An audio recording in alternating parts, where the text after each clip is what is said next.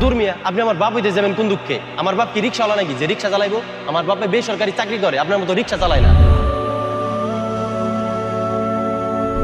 সন্তানের চাহিদাই মিটাইতে পারো না, তাহলে বাপ মা হইছো কেন? জন্ম দেওয়ার আগে মনে ছিল না? তোর অহংকারের জন্যই তোর এই অবস্থা। বাবার পেশা নিয়ে লজ্জিত ছেলে এখন বাবার পেশা নিয়ে যেত।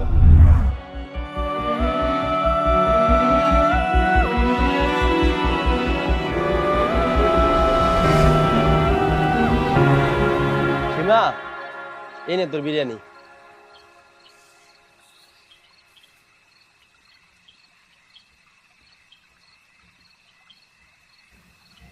বাবা, তুমি আমারে মাফ করে দাও।